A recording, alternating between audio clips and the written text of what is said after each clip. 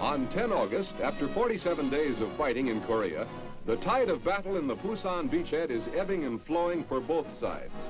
United Nations forces are dug in along a 120-mile perimeter. Communist troops, still outnumbering ours more than 2 to 1, have thus far failed in their objective to drive UN forces into the sea or destroy them before we can take the offensive. At the southern end of our beachhead, Task Force Keen, consisting of units of the 25th Infantry Division, the 5th Regimental Combat Team, and the 1st Marine Brigade, are driving toward Chinju in our first offensive of the war. This counteroffensive throws back the Reds, who are about to launch a major attack only 35 miles from Pusan, key port for the entire beachhead. Southwest of Taegu, U.S. troops are reducing a communist bridgehead. South of Waiguan, U.S. troops are containing another bridgehead. North of Waiguan, a counterattack by South Korean troops pushes communists back across the river. Along the northern perimeter, west of Wisong, communists compel South Koreans to withdraw. At Pohang, Red troops have broken through the perimeter, threatening that port city and its airfield. However, to the north, South Koreans have recaptured Yeongdeok.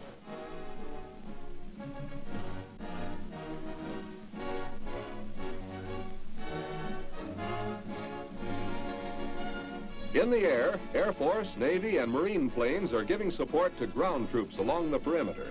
They also blast communications and military-industrial targets from Taegu to the North Koreans' northern border.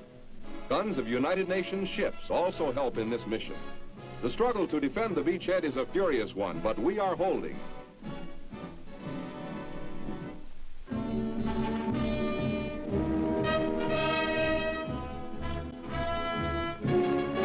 On 24 August, on the central sector, which is concerned with the defense of Taegu and the Naktong River line, engineers have built a pontoon bridge across a tributary of the Naktong. This pontoon bridge serves for the use of lighter vehicles and foot soldiers. But with increasing supplies moving in, there is need for a heavy equipment bridge. South Korean civilian labor is employed. Although in many sections, primitive native tools are still used, and although U.S. engineers depend greatly on Korean manpower, there is a change now since the early days of the war. Heavy construction equipment is becoming a familiar sight. An accumulation of this type of equipment, necessarily second in priority to arms and ammunition, is an indication of the vast bulk of supplies that are now being received.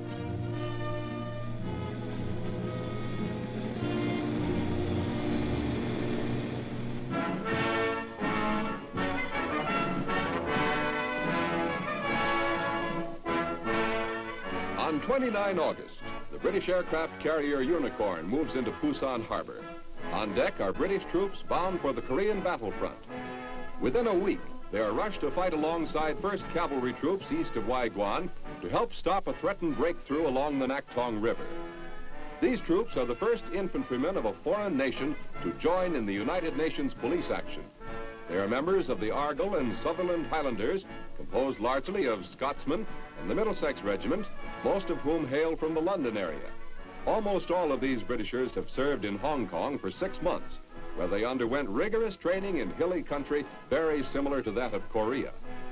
Except for the 3.5 bazooka and U.S.-supplied rations, these Britishers will use their own weapons and supplies.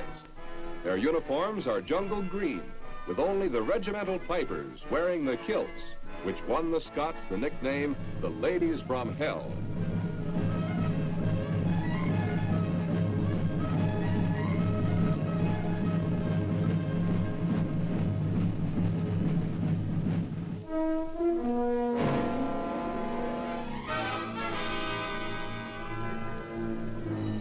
A C-47 transport plane is loaded with leaflets, which will be dropped over North Korean territory. These drops are being made frequently to counter enemy propaganda. The C-47 transports carry heavy loads of leaflets for long trips into North Korea. For shorter trips, T-6s are used. Safe conduct passes. If the leaflet is found on a North Korean soldier by his own officers, the penalty is death. Over enemy territory, the packets are thrown out, and the wind takes care of sorting and delivery.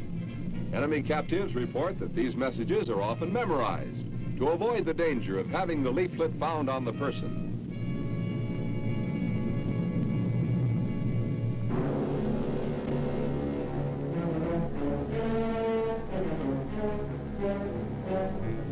On 30 August, the Reds are gaining in the south and in the central sector, but in the northeast, near Pohang, United States and South Korean units are holding their ground against heavy opposition. In this fight near Pohang is a company of the 24th Infantry Division supported by a platoon of tanks. These units are moving forward to attack a Red position called Hill 148, a ridge about 1 mile west of Pohang. The Communist drive in this area is a three-pronged thrust along the 10-mile front between Kigyi and Pohang. At this time, Pohang is in Allied hands. The enemy is infiltrating here, one group of unknown size having set up a roadblock south of Pohang, 3 miles behind the Allied lines. Infantry and tanks coordinate activities as they approach the jumping-off point. Intelligence has revealed that the Communist attack on Pohang is an attempt to fulfill orders given the local Red commander to take the city at all costs in the next 24 hours. And for the Reds, it is a costly operation. An estimated 2,000 North Koreans have been killed in the last 2 days. Although U.S. elements are here in some strength, the weight of the attack is against the South Korean Army's 3rd and Capital Divisions and their 17th Regiment. This is the 10th week of the Korean War, and the fighting on all fronts has reached a peak of fury.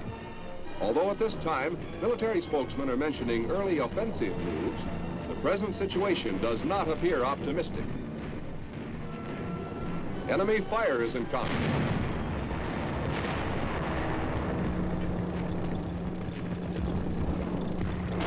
Information goes back to the company commander. The CO's orders come forward. The attack on Hill 148 is about to begin. The attack gets underway, slowly at first, and then with an increasing firefight. This is one small action in the big fight that is raging along the entire 150-mile front in Korea. A few miles of territory changes hands again and again. If the Allied line cracks at any point, the whole Pusan beachhead can be lost. Those were trying times for all of us.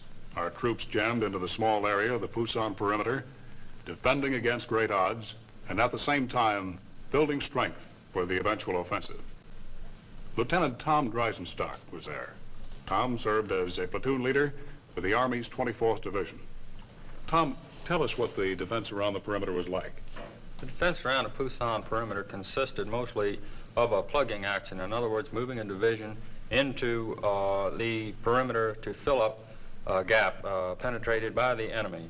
And we did not have enough men to completely fill up a complete rectangle or a perimeter, so therefore we had to plug up the gaps and by moving the men around. Mm-hmm. When trouble started, you moved men right in there. That's right. Well, what were these attacks like, Tom? Well, these attacks were constituted mostly by a preparation of a mortar fire by the enemy. They were very good at this mortar fire, and they outnumbered us, I would say, approximately 5 to 1. They had a mass of men, and also they infiltrated in between our lines dressed as civilians, and all together just harassed us by that type of movement. Well, tell us about the breakout, Tom. What were the preparations for it like? Well, the preparations consisted of getting ready, getting our ammunition ready, getting our men ready, and the briefings. The higher powers around there said that they believed that the North Korean perimeter around our defense was made up of a thin crust, and that once we penetrated that and broke through, we would be able to continue up north without too much trouble. That's about the way it worked, too, isn't it? Yes, that's the way it did work. Mm-hmm. Well, what about the teamwork as you moved north? How about our air support? Was it good? Did you have it when you wanted it? The air support was very good. You'd call for an airstrike and get it almost immediately. One time, I was taking, with my platoon, taking a village, and we received firing from a hill to our left front. I called back and asked for air attack, And within 5 minutes, we had planes coming over and giving us an attack within about 50 yards to our front, which is pretty close. It certainly is. That's really getting it in there when you need it. It is. Well, Tom, how about the artillery at that time? The artillery also was very good. The coordination was close.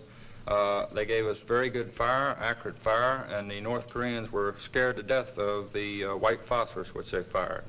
It seemed to have a very bad effect on them, and actually it was good for us. The artillery was excellent. Well, we heard a lot of talk about the fanaticism of the North Koreans. Can you give us any examples of that? Yes, I can. My platoon was taking a house one time which housed several members of the Communist Party. We surrounded the house and had an interpreter ask them to come out and surrender, and they refused to do it. Therefore, we had to fire on the house, and as many of them ran out, they shot themselves, and the others pulled pins on grenades and blew themselves up. They just did not want to be captured at all. Well, Tom, tell us about the weapons we used over there. How did our weapons compare with those used by the North Koreans? Our weapons were far superior to those of the North Koreans. They were more dependable, our men knew better use of them, and all in all, they gave out more firepower. The Browning automatic rifle, for instance, is my favorite, and the North Koreans were deathly afraid of it. It was a very good weapon, and there was no comparison between it and the North Korean Burke gun, as I call it. Had pretty much respect for that BAR of ours, didn't they? They really did. They were really scared of it. Well, now, Tom, when you're in the line with your men like that, moving for a long time, you get to know them pretty well, don't you? Yes, you do. You eat with them, you sleep with them, and every once in a while one of them gets shot, and you really feel bad. You get to know them very well. Sergeant Tompkins, who was my platoon sergeant, was an old soldier. He was the type of man who really knows his business, and I owe a lot of credit to him for helping me into the platoon. We had younger men. I got to know those too. Our squad leaders, Freddie, Smokey, and those boys, you really get to know them fairly well. Back around the Pusan perimeter before we broke out, because of the fact that we were shifting around an awful lot, it was very hard to try and size up your men. But regardless of this fact, I believe that we did fairly good, and I got a good chance to more or less size up my men. We were moving around quite a bit at that time, though. Well, Tom, it was men like you and the men of your platoon that held back the enemy in the Pusan perimeter against very great odds. You kept that enemy from throwing us back into the sea. Let's watch now as some of our troops throw off a Red attack. On 2 September, in the South Central sector, the 1st Marine Brigade is rushed to the battle lines near Yongsan to help throw back one of the main communist thrusts in their all-out offensive along the Nak Tong River. Communist strategy at this time is an attempt to achieve a major breakthrough between the 2nd Division's southern flank and the 25th Division's northern flank. These Marines have been rushed here after a brief rest, during which they regrouped.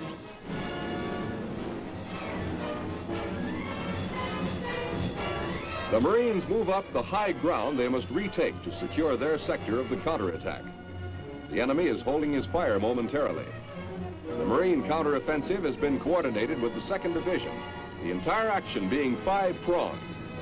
One tank-supported Marine unit has moved up the main road leading west from Yongsan, while diagonally on the right and left, other Marines flank the enemy. Farther to the right and left, tank-supported 2nd Division troops advance in wide encircling movements. Marines run forward as the enemy opens fire.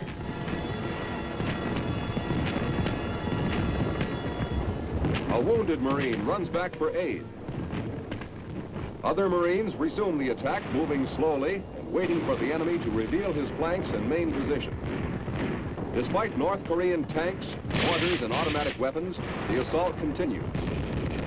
This counterattack along this southern bulge of the Nak Tong River is almost a repeat of an assault these same Marines launched 2 weeks previously when they took this same hill. The high ground in this sector has changed hands at least 5 times in 2 weeks.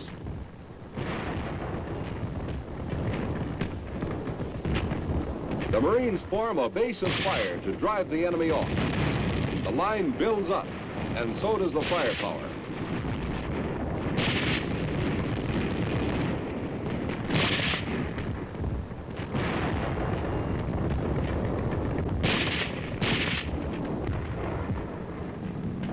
Meanwhile, overhead, Air Force and Marine Corps planes support the ground troops.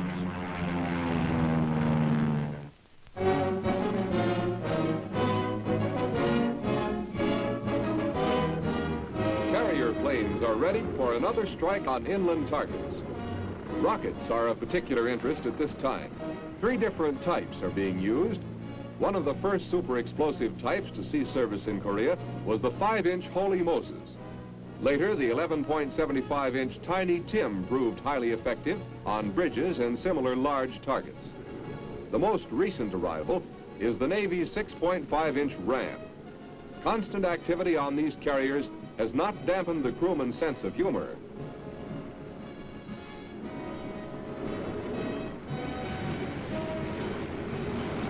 It is noteworthy that the Ram rocket set a speed record for production. From its conference room conception to its appearance in combat, it took only 24 days. Aerial missions of the Navy and Marines often include both strategic and tactical action in the same strike. In the relatively small area of Korea, targets of opportunity count heavily.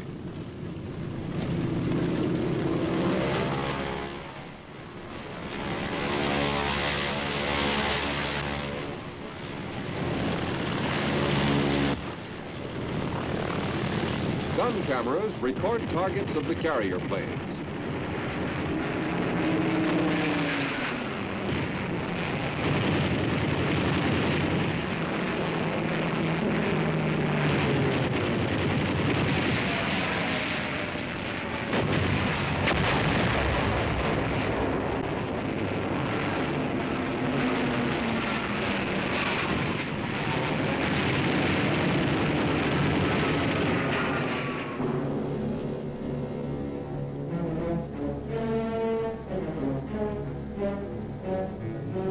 Iwakuni, Japan.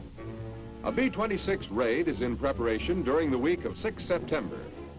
The B-26 is armed with 16 50-caliber machine guns. These guns are electrically operated, and a single gunner can bring many of them to bear on the same target at once.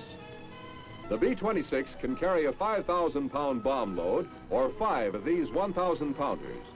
With these bombs, plus napalm, plus the heavy firepower of the machine guns, a B-26 flight is a formidable attacking unit. These planes have seen constant use in the Korean War, their targets ranging from strategic industrial areas in the north to tactical areas along the battle lines in the south. The B-26 is classified as a light bomber with a speed of more than 350 miles an hour. After their final briefing, crew members head for the field. This has become a familiar scene in United States air bases in Japan, from which B-26 sorties are flown on an around-the-clock schedule. These B-26 Douglas Invaders were formerly called A-26 bombers. They differ from the B-26 Martin Marauders used in World War II. The present B-26 is a very adaptable plane, which is often revamped for different purposes. Cannon may be substituted for the nose gun. The plane can be adapted to carry a variety of explosives, for the B-26 is designed primarily for low-level bombing. It is seldom used for the high-altitude work of the B-29.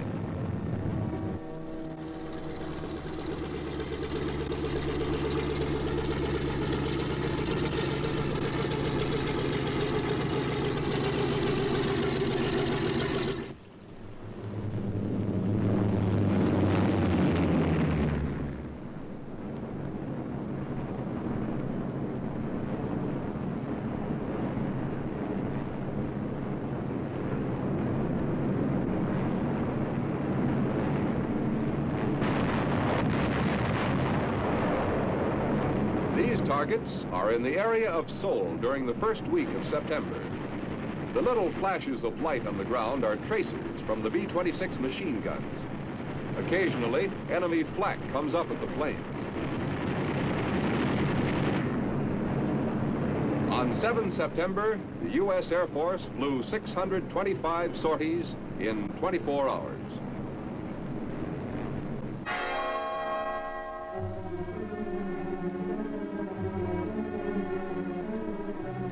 On 15 September, dawn breaks off the island of Waldi. Ships of the UN fleet fire point blank at the island.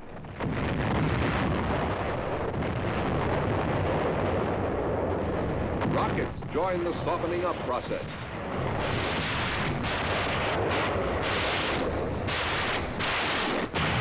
General MacArthur watches from the bridge of the flagship. This landing is a calculated risk. General MacArthur is using many of his reinforcements from the south. The first wave hits the beach. Because of the 30-foot tide fall, landing craft in the first waves must be run ashore in a period 1 hour before high tide and 2 hours after. The first troops landed here will have to stick it out alone until the next tide, 11 hours later. A bulldozer smothers a red dugout.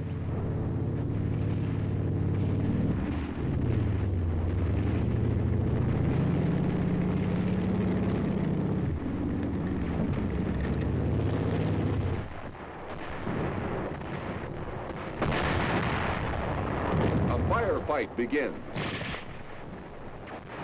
All the Reds haven't been driven off by the bombardment.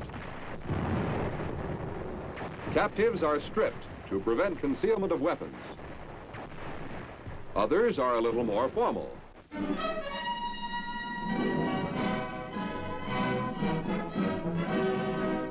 On 16 September, the 1st Marine Division moves through Incheon. This city is recaptured against relatively light resistance. Allied casualties are few. As these men move through Incheon, their objective is Seoul.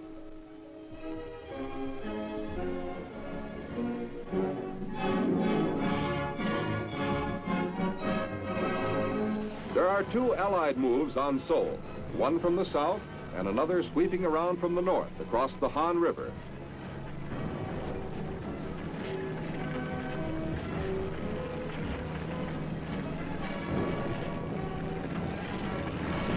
The Han is crossed, a river village is taken, and the Marines move on toward Seoul.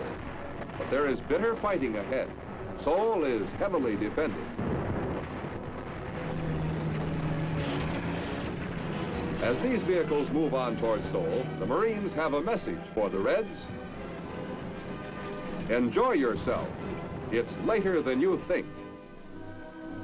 During the 6 weeks between 10 August and 20 September, the period covered by this combat bulletin, there were 3 main phases in the Korean fighting. On 10 August, reinforced United Nations forces were dug in to defend at all costs a beachhead perimeter bounded by the Naktong River. We could withdraw no farther, could no longer trade space for time if we were to hold our beachhead and the vital supply port of Pusan. Communist forces were threatening Pohang, Taegu, and Masan in their drive at Pusan. We had launched our first counterattack from Masan toward Chinju to stop the most dangerous communist drive.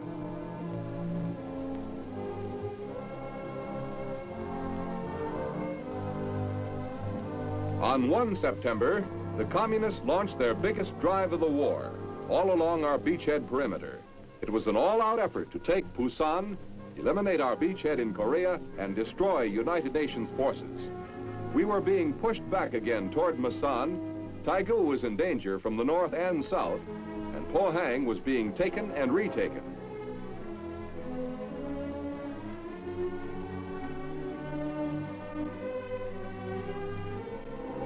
By 20 September, the tide of battle had changed completely. 5 days previously, U.S. Marines had made an amphibious landing at Incheon, 150 miles behind the enemy lines. The enemy, still pressing his all-out drive for Pusan, was suddenly cut off from his supplies.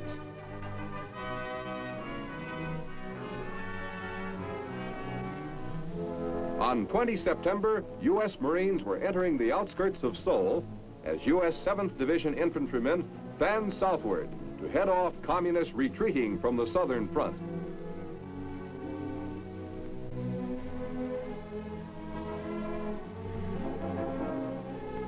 On our southern beachhead, United Nations forces were crossing the Naktong River and moving ahead everywhere. They were advancing at Pohang, south of Wisong, north of Taegu and at Waiguan, west of Changyong, and west of Masan.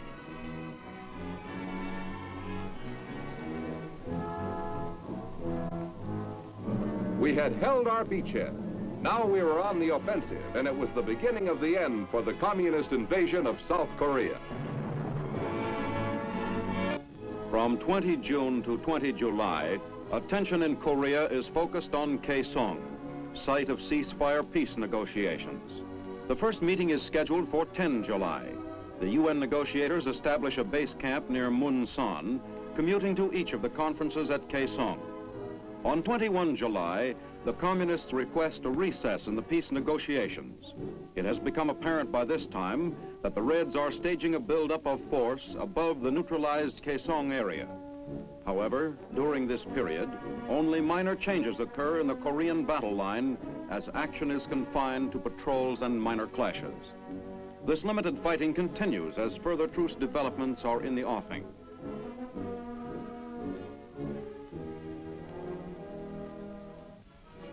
From the beginning, the Kaesong story is the story of stalemate. It began late in June when Russia's Malik suggested peace talks. And of course, the North Koreans and Chinese Red volunteers were ready to listen. Kaesong has been agreed upon as a neutral zone of conference. The first representatives, with no rank to exceed that of colonel, leave Munsan, the site of the UN peace camp, on 8 July. They have been instructed to make no commitments for the UN. They are limited to establishing an agenda for future talks and to assuring safe conduct to UN delegates during the armistice meetings. They are empowered to come to agreement on what is to be discussed, to make it clear to the communists that the armistice talks must take up military matters only. With this program and these limitations clearly understood, the helicopter bearing the general's representatives takes off from Munsan.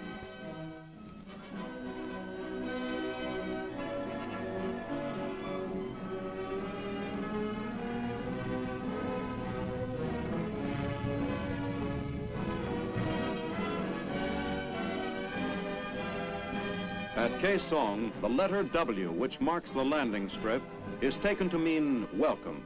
Later, UN reporters insist it stands for the Korean word for stalling. Keep in mind that the communists rejected General Ridgway's suggestion that the talks be held aboard a Dutch hospital ship.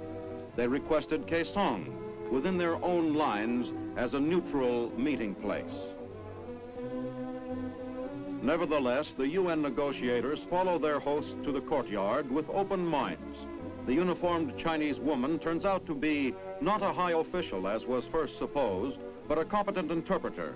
She was the only uniformed woman they saw. The town of Kaesong gives the impression of peace and tranquility.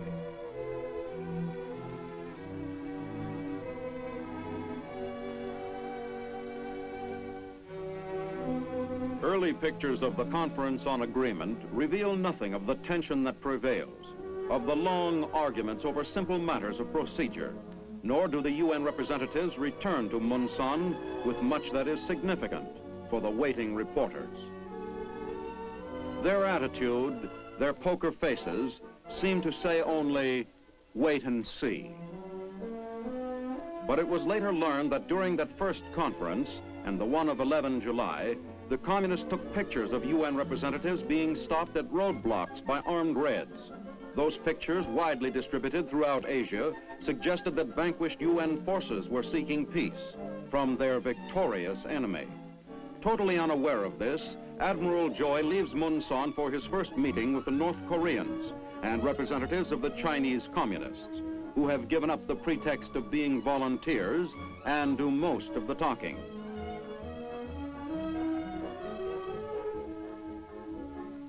Admiral Joy is quite willing to have it so, knowing full well that the North Koreans are no longer in a position to make any decisions of their own. The communist negotiators arrive with an attitude of arrogant overconfidence.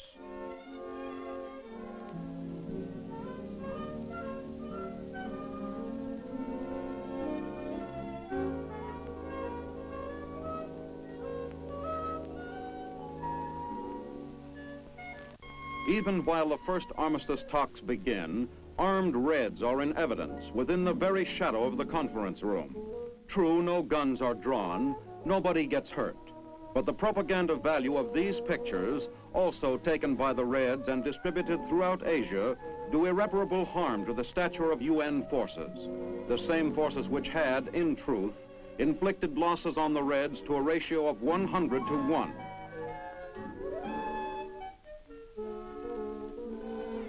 However, the first conference ends without incident, without too much friction, but certainly without decision.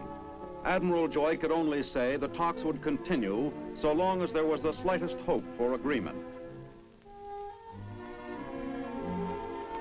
But he does not fail to observe the armed communists playing soldier close by the medieval-like castle that is to serve as his billet.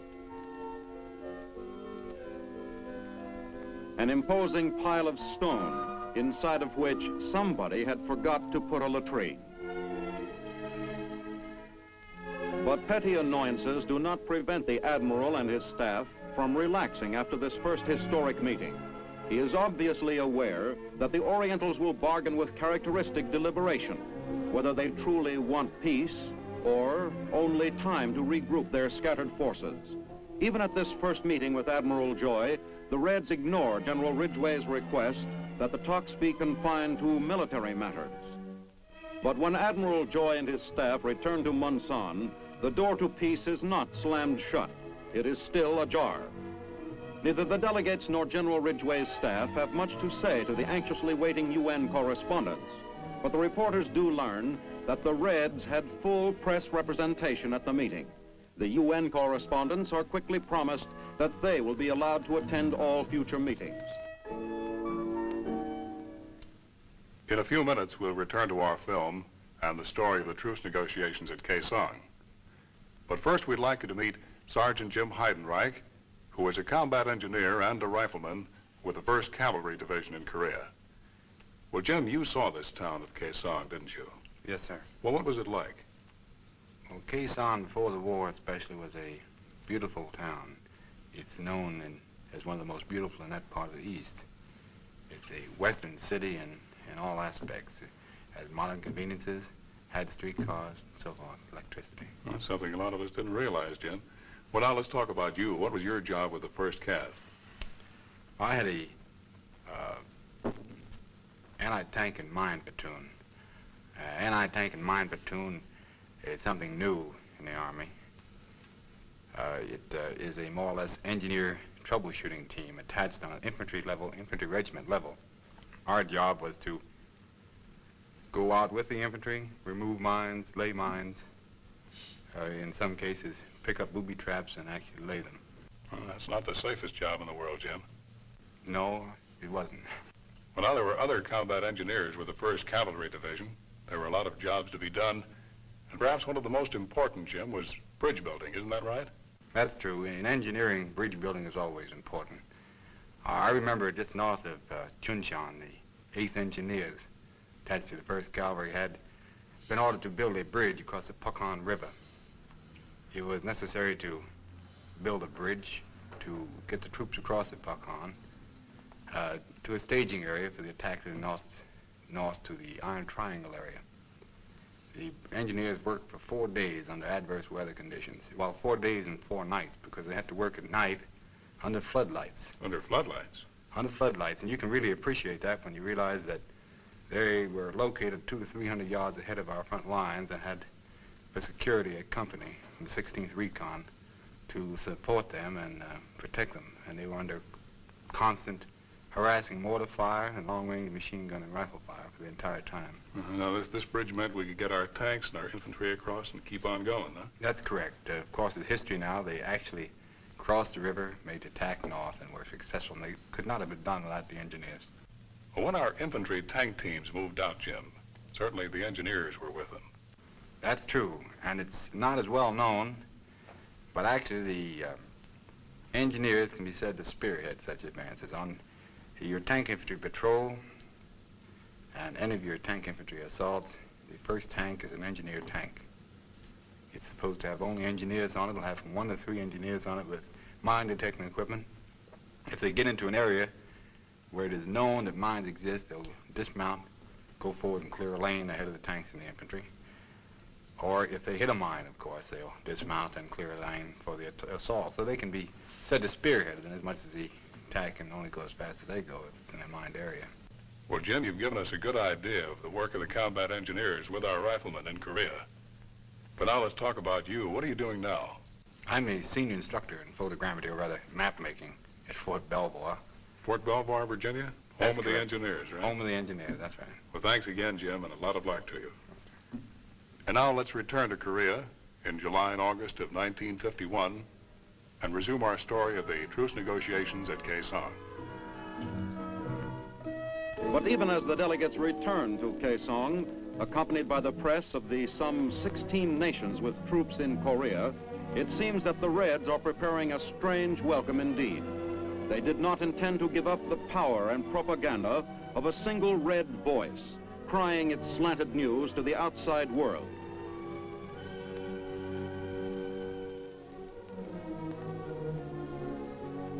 Already in the hands of Chinese communists was ample evidence by word and picture of how the Reds had distorted the news from Kaesong.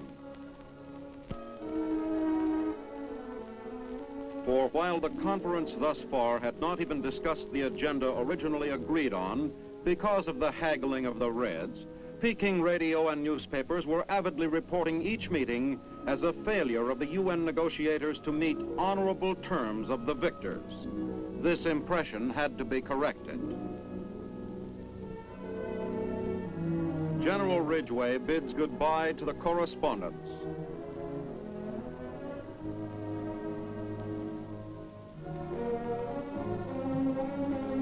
The general makes sure that all of them have availed themselves of the opportunity to report the true situation at Kaesong.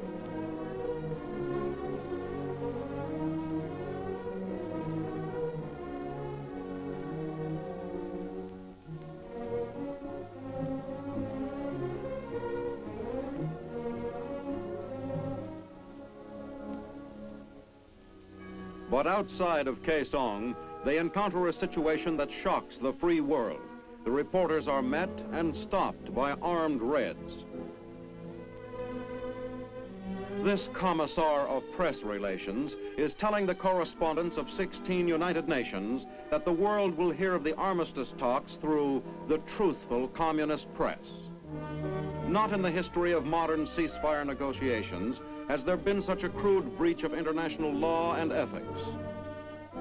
The communists are anxious to have the rest of the vehicles continue without the newsmen, but UN officers refuse to break up the convoy. Further discussions fail to resolve the problem. The Red refusal to pass the complete convoy is relayed back to Munsan. The convoy is instructed to return if not passed by 0930. At the 0930 deadline, the vehicles turn around and head for Munsan.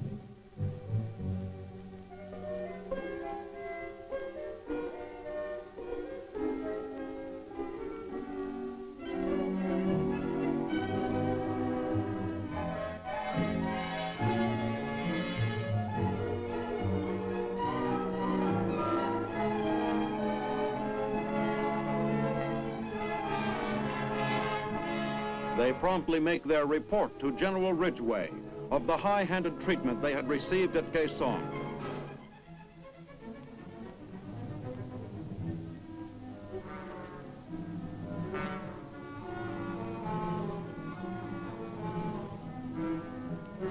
The general's decision is immediate and decisive. Within a short period of time, the world was receiving General Ridgway's ultimatum from the lips of his aide, General Allen.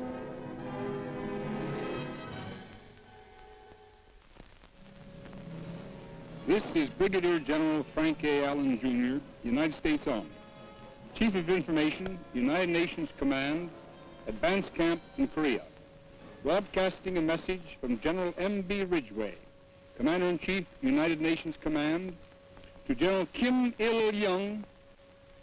Since the first meeting at Kaesong, your delegation has placed restrictions upon the movement of our delegation. It has subjected our personnel to the close proximity of your armed guards. It has delayed and blocked passage of our couriers. It has withheld its cooperation in the establishment of two-way communications with our base, even though it agreed to do so immediately. It has refused admittance to the conference area of certain personnel in our convoy, which I desired, and for whose conduct I stated that I assumed full responsibility. The extension of the present recess and the delay in resuming the conference of our delegations is solely due to these unreasonable and unnecessary restrictions against which my representatives have repeatedly protested. The assurances which I require are simple and few. They include as primary prerequisites the establishment of an agreed conference area of suitable extent, completely free of armed personnel of either side. Each delegation must have complete reciprocity of treatment to include complete and equal freedom of movement to, from, and within the agreed conference area, and complete and equal freedom at all times in the selection of the personnel in its delegation party to include representatives of the press. I therefore now propose that a circular area with its center at approximately the center of Khe Sanh and with a 5-mile radius be agreed upon as a neutral zone. The eastern limit of the neutral zone shall be the present point of contact of our forces at Panmunjom. I propose that we both agree to refrain from hostile acts of any kind within this zone during the entire period of our conferences. I propose that we agree that the area of the conference site and the roads leading thereto, used by personnel of both delegation parties, be completely free of armed personnel. Should you continue to insist that restrictions are necessary for our personal safety or for any other reason, I propose that the conference site be moved to a locality which will afford the few simple assurances I have specified herein. Signed, M.B. Ridgway, General, United States Army, Commander-in-Chief, United Nations Command. That is all. The communist bluff has been called. The general's terms are quickly accepted without argument. On 15 July, the armistice talks are resumed. The UN delegates return to Khe Sanh with a full complement of reporters, radio equipment, and cameras.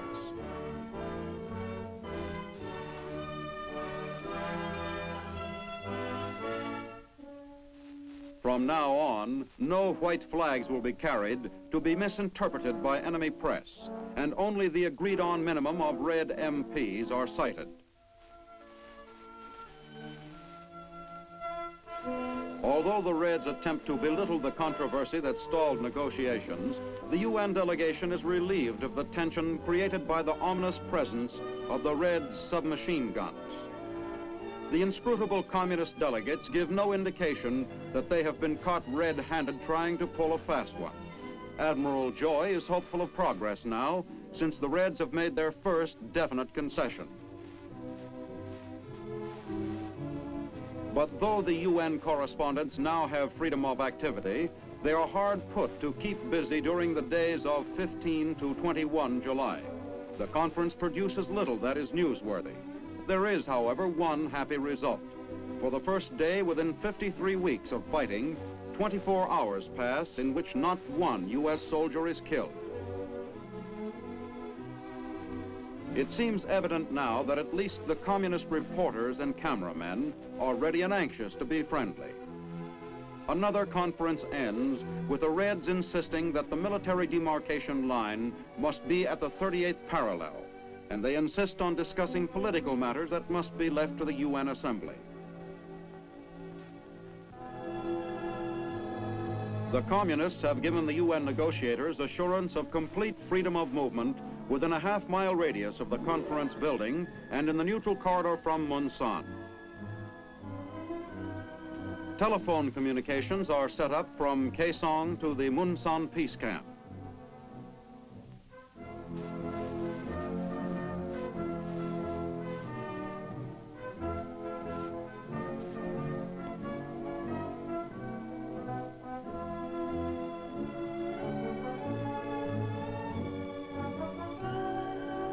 To ensure reliable radio communications, North Mountain near Seoul is selected as the site for the construction of a relay station.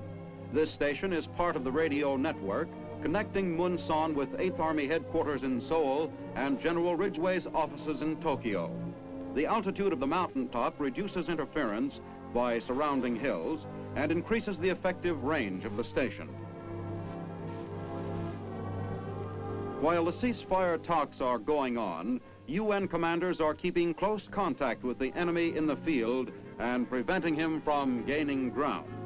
However, it is apparent that the communists are staging a large-scale buildup of troops, particularly above Khe Sanh. There is formal acceptance at this time by General Nam Il of the principle that hostilities will continue until an armistice can be fully worked out.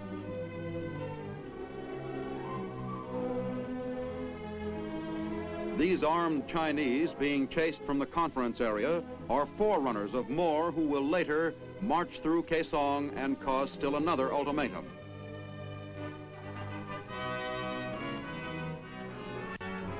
During the week 15 to 21 July, the negotiators agreed to list 3 points on the agenda for the ceasefire talks.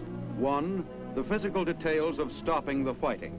2, the definition of the ceasefire line. 3, safeguards against resumption of the fighting. The Reds also want to list another topic, to wit, the withdrawal of foreign troops from Korea. Admiral Joy refuses to accept this as part of the agenda. This firmness by the UN negotiators causes General Nam Il to request a 4-day recess, presumably for further instruction. The request is granted. The conference table is empty, except perhaps for the ever-present spirit of Jake Malik, past master of the stall and the double talk. The world spotlight was on the Korean truce talks at this time, and too often it was forgotten that the infantryman was still in his hole, still in the line, doing that same job. That's the man we'd like to talk about right now. Lieutenant Robert Fallon, who led these riflemen in battle in Korea, knows these men. Bob? This has been the infantry soldiers' war, and never in this country's history has any war required him to be so skillful. He's had to master the use of a dozen different weapons. He's had to learn the stealth of the Indian in night combats and patrols, and the hardiness of the Eskimo in staying alive in sub-zero weather. And again, never has any campaign ever required him to be so tough. These are the things that the American people have asked him to do. We've asked him to fight in a land thousands of miles from his home. We've asked him to risk his life daily. And the only reason that he's really aware of for this is that the American people have asked him to. That there's none of the compulsion of the Civil War when the men were defending their homelands, and none of the national dedication of the big world wars when the entire world was inflamed. No, he's fighting today because we've asked him to fight. But that's good enough for him. We've asked him to endure temperatures 30 degrees colder than those known to the gallant men that followed George Washington into Valley Forge. We've asked him to undergo 3 trying and difficult withdrawals, one of them in the bitter, merciless heat of summer, and the 2 others in the misery and cold of a Manchurian winter. And all of them against odds at times more staggering than those faced by the valiant defenders of Bataan. 3 times we've asked him to turn and stand against these odds. The American infantryman dug his hole and manned his weapons, and he held. And he held at a place where very often the tanks and the ships and the planes were of no use to him, on those frozen hillsides of Korea. He did this job, and he did it well, and at a time when many were saying it could not be done. And who is this American infantryman? He's a man who but a short time ago was sitting in his comfortable living room, even as you. Now he's awaiting with dread the bitter, endless winter night, when to sleep often means not to awaken. He's the next-door neighbor who accepted with such delight the extra piece of roast beef you offered him when he was over to your house last summer for supper. Now he's hacking away at a can of beef stew, which is frozen solid. Or perhaps he's the laundryman who used to deliver your bundle of spotless linen each week. Now he very often doesn't change his shirt for 2 months. This man, whom you know so well, is now a part of an unbeaten body of fighting men, the American infantrymen. He's you, your soldier, in that distant land now because you've asked him to be there.